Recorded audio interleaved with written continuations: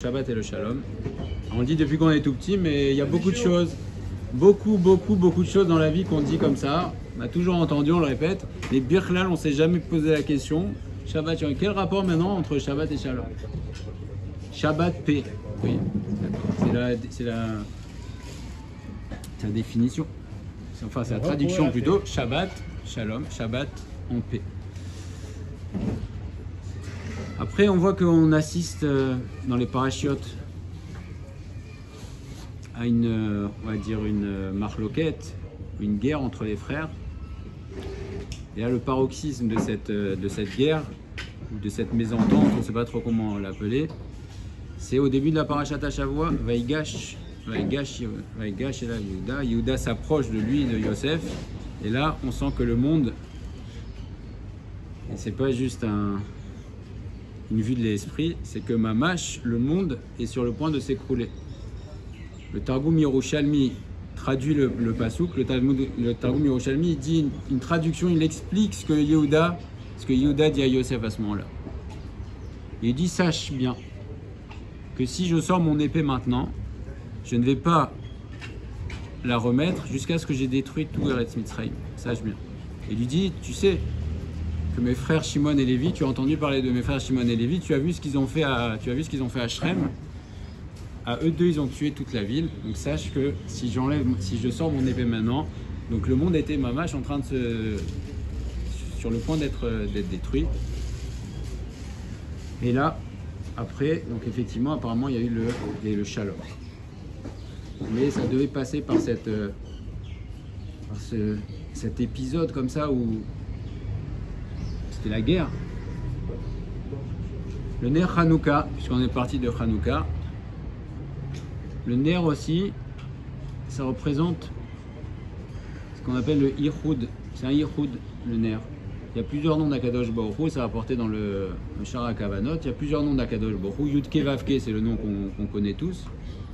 Et après, il y a d'autres noms d'Akadosh Baruch Hu. Il y a Elohim, il y a Adnut, Aleph, Dalet, Nun, Yud.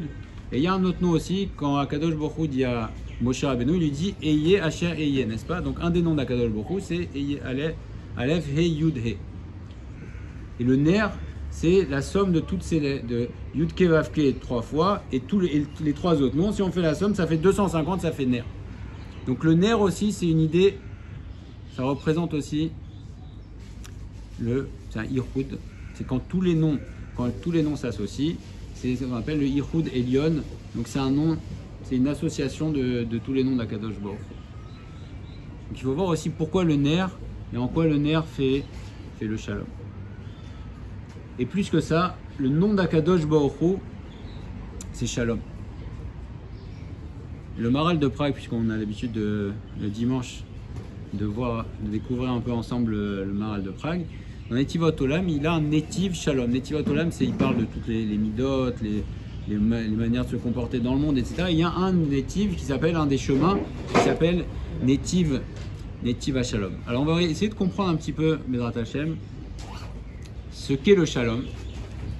On dit Shalom. Alors pourquoi on essaie de répondre pourquoi Shabbat Shalom, en quoi le Ner représente le Shalom, pourquoi il fallait passer par ça entre Yehuda et Yosef, et pourquoi d'abord, qu'est-ce qui fait qu'il n'y a plus le Shalom et comment on fait pour amener le Shalom? Et bien sûr, ce sera un message pour nous, Bezrat Hashem, dans notre vie de tous les jours. C'est quoi le Shalom? Et pourquoi c'est tellement important à Tkedekar que le nom d'Akadosh Baruch Hu c'est Shalom? Et pourtant, on dit, c'est le Maharal nous dit que le sceau d'Akadosh Baruch Hu. C'est quoi le sceau d'Akadosh Baruch Hu? C'est Emet. C'est le sceau d'Akadosh Baruch Hu. Mais on ne dit pas que le nom d'Akadosh Baruch Hu c'est Emet. C'est son sceau. Mais le nom d'Akadosh Baruch Hu, c'est-à-dire qu'apparemment, si on peut s'exprimer ainsi, l'essence d'Akadosh Baruch Hu, c'est le Shalom. Il faut comprendre pourquoi. Son nom, il est dans les... Et pourquoi, d'où on sait ça? C'est rapporté qu'on n'a pas le droit, c'est rapporté dans la Gemara dans Maseret Shabbat, Amar Avamnuna Mishme Deoula, Asur l'Adam Sheiten le Chavero Shalom Evet Amerchatz. Un homme n'a pas le droit de dire Shalom à son ami dans le bain public, dans l'endroit où on est dénudé. Mishum Shenemar Vaikra Lo Hashem Shalom, parce que c'est le nom d'Akadosh Baruch Hu. Donc quand on dit Shalom à quelqu'un, c'est Assour parce que c'est le nom d'Hachem. Et on a le droit de dire dans un bain public, on a le droit de dire Emet. Pourtant c'est le sceau d'Akadosh Baruch Hu, mais Shalom, on n'a pas le droit on n'a pas le droit de dire. Alors avant de comprendre, on va voir quelle est la conséquence du shalom. C'est un Michelet qui dit comme ça. Le sceau c'est ici, et le nom d'Akadosh Baruch Hu, c'est comme si les Avdil. Oui, mais c'est comme si les Avdil, je dirais, les Avdil et les Avdal, je dis, il y a Macron et la signature de Macron. Donc, Macron, c'est. Non, mais sa signature, c'est l'expression du fait qu'il approuve. Mais il y a le nom, l'essence. Shlomo HaMelech nous dit Mirma Belev Roché Ra, il y a de la perfidie dans le cœur de ceux qui recherchent le mal, ou les Yohatse Shalom Simcha. Et pour ceux qui cherchent le Shalom, il y a la Simcha. Donc, déjà, la première conséquence, la première différence entre ceux qui cherchent le Ra, le Maharal nous dit que le Ra, c'est Marloket. La Marloket, c'est Nikra Ra. Nikra Marloket Asher Emosim Beshem Ra. La Marloket, c'est l'essence du mal. Qui Hashem Azeh ou Davka et la Marloket, comme c'est marqué dans le Midrash, Lama Lonema Besheni Kitov, dans le deuxième jour de la création, le lundi, il n'y a pas marqué Kitov. C'est marqué 2 fois le mardi, c'est pas même Kitov, mais lundi, c'est pas marqué Kitov. Mipne chez Bonivra Marloket, parce que le lundi a été créé la Marloket, parce que les eaux ont été séparées. Donc pourquoi le lundi, il n'y a pas marqué Tov? Parce que c'est le jour où a été créé la Marloket. Chez Mizé, Teda, qui a Marloket ou Ra.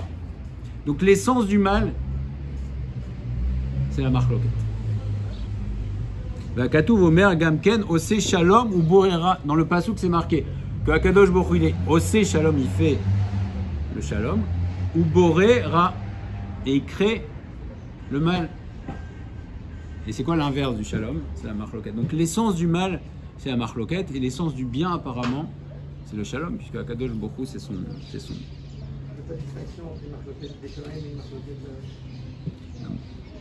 Marloket des Shem Shamaim, c'est exceptionnel. Et Tsem, voilà, la Marloket, c'est pas les Shem Shamaim. La marque, il est Yohatse Shalom, Raoui Aleem Asimcha. Ka'asher à Shalom ou Ashlemut. Que veut dire le mot Shalom? Shalom, c'est Shalem. Shalem, c'est Shlemut, c'est la perfection. Et c'est pour ça que Shlomo HaMelech nous dit que ceux qui recherchent le Shalom, alors ils ont la Simcha. Parce que la Simcha n'existe que dans la perfection. Quand quelque chose est parfait, quand tout va bien, quand on est dans la Shlemut, alors on est sa mère. Pourquoi, à l'inverse, quelqu'un va être dans la tristesse? C'est quand il va sentir qu'il lui manque quelque chose. Le Chisaron entraîne la tristesse. Et la Shlemut, la perfection, ça entraîne la Simcha. Et c'est pour ça qu'on dit que la Shira, la chanson, quand est-ce qu'un homme chante, ou une femme chante, c'est quand il s'estime dans la Shlemut, dans la perfection. Quand on se sent bien, on se sent parfait, on sent qu'il ne nous manque rien, alors à ce moment-là, on chante. Et c'est pour ça que les Bnei Israël ont chanté la Shira au moment où ils ont vu Mitzrayim al-Sefatayam, ils ont vu que ça y est. Ils étaient encore inquiets, ils étaient plus esclaves physiquement, mais ils étaient esclaves psychologiquement. Mais quand ils ont vu que ça y est, c'est terminé, ils ont vu leurs oppresseurs sur le bord de la mer, alors là, ils ont été tranquilles, ils ont pu chanter une Shira parce qu'ils ont été dans un matzav de Shlemut.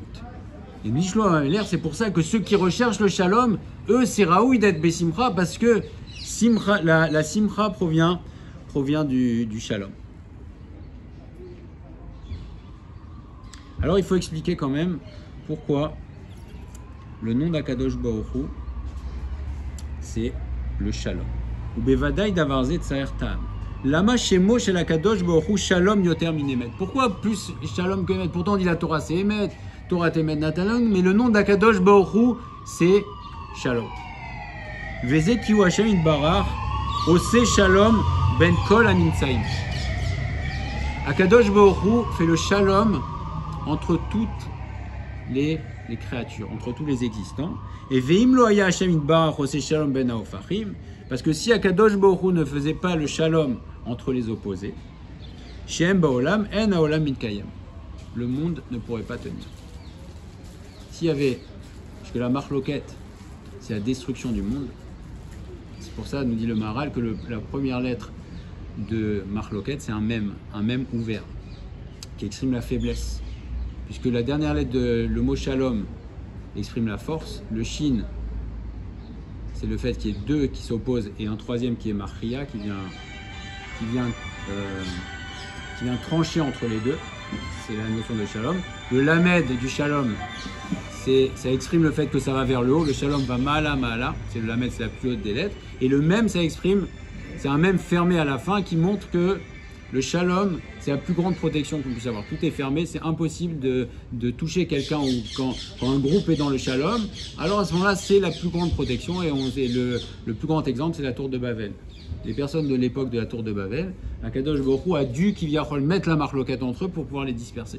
Parce que sinon, même si c'était un projet contre Hachem, ils étaient Béchalom, alors on ne touche pas. Et la marloquette, à l'inverse, le premier mot, la première lettre du mot marloquette, c'est un même ouvert, qui exprime qu'il y a une pirtsa, il y a une brèche.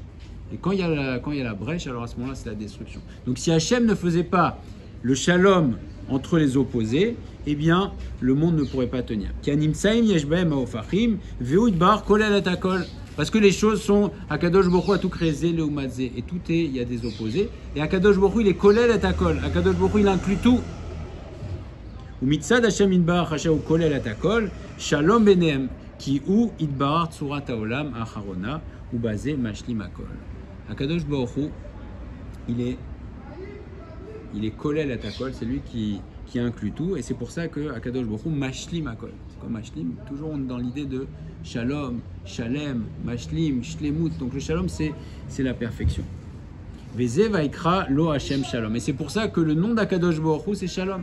C'est pour cette raison-là.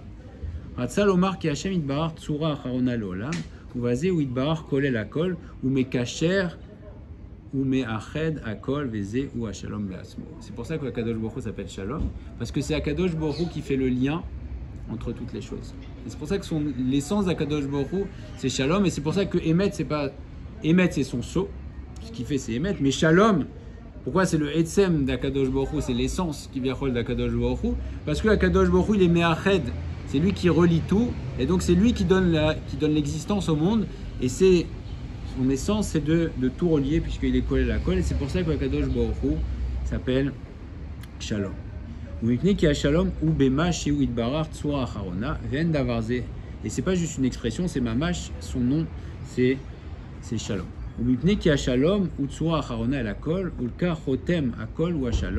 Et la met d'avarze qui a shalom ou min Hashem idbarar bemash utsura acharona el Hashem veod idbar d'avarze.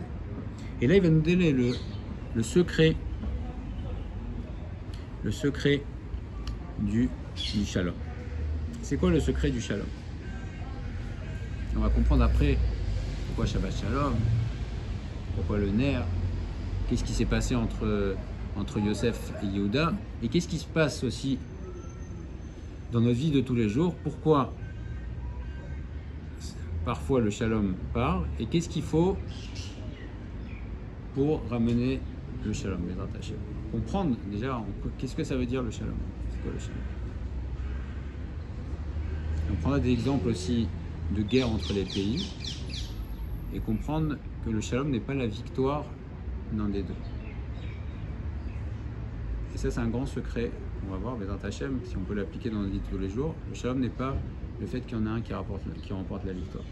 Ce que nous dit c'est le Maharal, ou Birosé, qui a shalom ou mitzad qui ou idbar tsura acharona el haolam. Donc on a dit que Akadosh Baruch Hu c'est lui qui est me'ached et qui donne la forme au monde. Ou mitzad ze ou idbar mashlim akol. Ulkar, Shemo Idbar Shalom. Vadvarim Asher En Shalom Baem. Pourquoi il n'y a pas le Shalom? Quand est-ce que le Shalom disparaît? Mitzad Kinirnasu Ze Bazé. Parce que l'un est rentré dans l'autre. Vénitre Zémisé. Et l'un repousse l'autre. Ulkar En Baen Shalom. Donc quand est-ce qu'il n'y a plus le Shalom? Quand l'un va rentrer dans l'autre ou repousser l'autre, Kacher Aechad Nirnaz Bigvul Hasheni. Quand l'un rentre, c'est. Quand est-ce que disparaît le shalom? Quand l'un rentre dans la limite de l'autre. Dans le gvul, il dépasse ses prérogatives, il dépasse sa limite, il dépasse ce qui lui est imparti et il va rentrer chez l'autre. C'est ça qui fait que En Shalom. Vachem barar osé et fresh benehem, et Akadosh Baruch Hu va faire la séparation entre eux, benehem, ou vazé yesh shalom, benehem, atchen, she'en echad nichnas bigvul acher. Akadosh Baruch Hu va faire la séparation entre eux. Donc il va séparer, on va expliquer ce que ça veut dire séparer, mais de manière à ce qu'il n'y ait plus un qui rentre dans le gvoul de l'autre. Et chacun va se tenir. Donc apparemment on a l'impression que le shalom c'est tout le monde ensemble. En fait non, c'est exactement l'inverse. Le shalom c'est exactement l'inverse. C'est que kol echad omed be'atzmo, que chacun se tient de manière entre guillemets indépendante à sa place. Ve'a kol tzrichim lekabel ha-shalom, et tout le monde a besoin de recevoir le shalom. Af ha'elyonim, même les mondes du dessus. Rak Hashem barar ou ha-shalom be'atzmo. Donc tout le monde a besoin de shalom. Les mondes supérieurs, Ose shalom bimromav, ou be'achamav yaseh shalom alenu. Il fait le shalom en haut et on veut qu'il fasse le shalom en bas. Donc tout a besoin de shalom puisque c'est Akadosh Baruch Hu, mais le shalom apparemment c'est une définition complètement différente. En tout cas, on va commencer par l'absence de shalom. Quand est-ce que disparaît le shalom? Quand un va rentrer dans le voilà, il va empiéter sur le gvoul de l'autre, sur la limite de l'autre. Alors à ce moment-là, il n'y a pas le shalom. Et c'est ce qui s'est passé. Si on voit toute le etsem de la marloquette entre les frères, entre Yosef et ses frères, c'est que les frères ont estimé que Yosef empiétait. Ils ont estimé que Yosef empiétait ou voulait empiéter sur leur gvoul. Ils ont dit à Yosef, mais il y a un roi ici, il y a Yehuda qui est roi. Donc toi tu veux à Malor Timor, tu veux régner sur nous, mais tu rentres dans le gvoul, il y a déjà, tu es en train de rentrer dans notre limite, il y a déjà un roi ici. Et c'est la confrontation aussi entre les deux rois, Yehuda et Yosef. Ils pensaient aussi que Yosef voulait leur prendre la place. On dit il y a eu chez les Avot Akdoshim, il y a toujours eu il y a eu un seul enfant qui a été choisi. Donc ils ont trouvé que Yosef empiétait, il rentrait dans le gvoul. Et donc il n'y a pas de shalom. Et là il y a la confrontation entre Yehuda et Yosef, mais cette confrontation elle va durer jusqu'à la fin des temps. C'est la confrontation entre Yehuda et Yosef, entre Yehuda et Ephraim.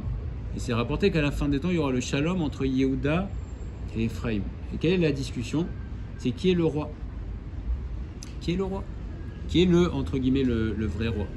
Et donc, s'il y a une confrontation, que l'un a l'impression qu'il rentre dans le gvoul de l'autre. Tu rentres dans mon gvoul, non c'est moi, qui va avoir la domination? On voit qu'il y a cette idée, et il y a une alternance de royauté entre Yehuda et Yosef.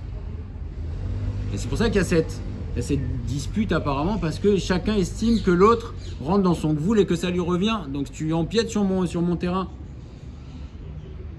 On va voir que tous les problèmes de shalom aussi entre les personnes, c'est que quand l'un s'estime floué, il estime que ça c'est ma place et toi tu es en train de me prendre ma place, etc. Et comment alors on fait pour amener le shalom? Alors maintenant la réponse est simple. C'est pas de faire un mélange et que plus personne n'existe. Non, c'est que chacun soit à sa place. Quand chacun est à sa place et que chacun comprend que l'autre a une place et qu'il n'empiète pas sur sa partie, alors à ce moment-là il y a le shalom. Donc le shalom n'est pas le fait, c'est pas la victoire le shalom. C'est pas la victoire le shalom. Quand on voit dans l'histoire des guerres, la guerre de 14-18 c'est terminé par la défaite de l'Allemagne, ça n'a pas amené le shalom. Qu'est-ce que ça a fait? Ça n'a pas amené le shalom. Ça a généré au contraire une volonté de revanche, et c'est-à-dire pendant 15 ans l'Allemagne ils se sont préparés, alors pourtant c'était silencieux. Ils n'ont pas estimé que c'était pas le shalom. Parce que le shalom c'est la perfection. Donc le fait qu'une personne se taise ou une nation se taise, ça ne veut pas dire qu'il y a le shalom. Au contraire, ça peut être très inquiétant.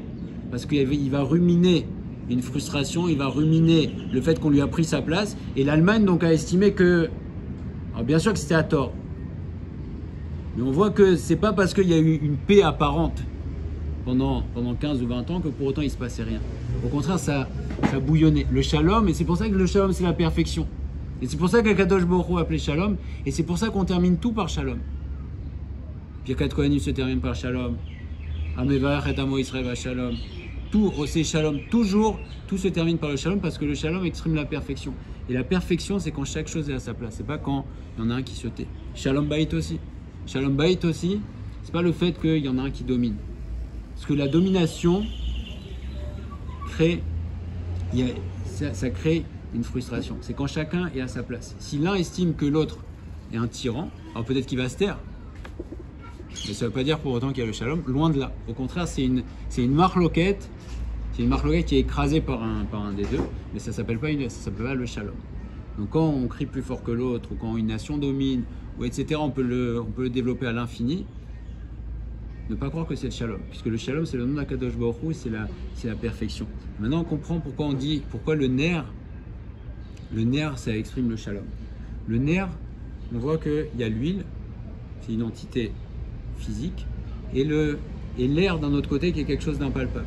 Et le nerf fait la jonction entre les deux, et c'est une jonction harmonieuse entre deux choses qui va donner une flamme. Et d'ailleurs c'est pas quelque chose qui va brûler, c'est quelque chose qui est équilibré. Et c'est la jonction entre les deux. Et le nerf également, si on regarde, ce sont deux lettres qui sont opposées. Nun et Resh, ce sont deux lettres qui sont opposées.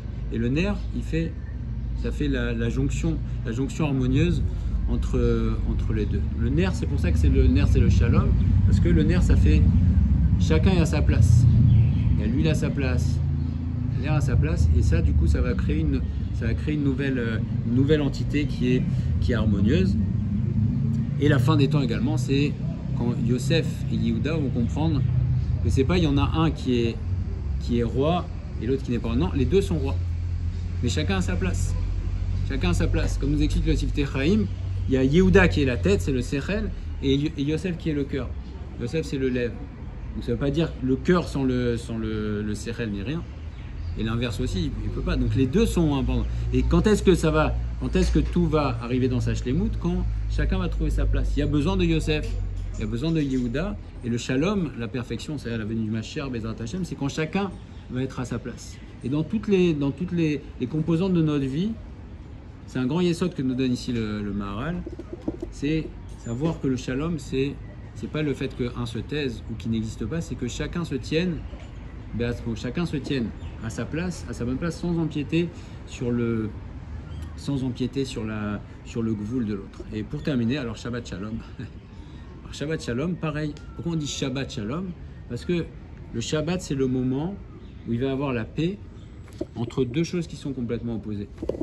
Puisque le Midrash nous dit que l'homme est une créature unique qui associe deux entités complètement distinctes et opposées. Il y a le corps et la neshama. Le corps et la neshama, c'est soit l'un qui prédomine, soit l'autre qui prédomine. Et c'est impossible que les deux dominent en même temps. En tout cas, existent pleinement en même temps. Et le Shabbat, ça permet de faire le shalom entre les deux. Puisque le Shabbat, on arrive à manger, faire des seudot, etc. Et on est élevé. Alors que normalement, quand on mange quelqu'un qui est trop dans les ta'avot, qui est trop dans la chomriout, il ne peut pas s'élever. C'est un choix pendant le chol. C'est soit si tu es engoncé dans tout ce qui est les ta'avot, les désirs, alors tu ne peux pas t'élever. Il faut faire un choix. Alors que Shabbat, c'est pour ça que Shabbat et Shalom, c'est qu'il arrive à associer les deux opposés, le corps qui ne cherche qu'à manger. Mais à Shabbat, il va réussir à exister, à se satisfaire. La Neshama aussi. Et les deux vont réussir à entrer en harmonie. Et il est très possible que ce soit parce qu'on reçoit la Neshama Yetera. Parce que la Neshama Yetera, le Shalom, la première lettre de Shalom, c'est le Shin. Et le Shin, il y a deux qui s'opposent et il y a un troisième qui vient qui est Machria. Et il y a un troisième qui vient trancher entre les deux, qui vient faire le Shalom. Et on reçoit la Neshama Yetera, qui est la troisième.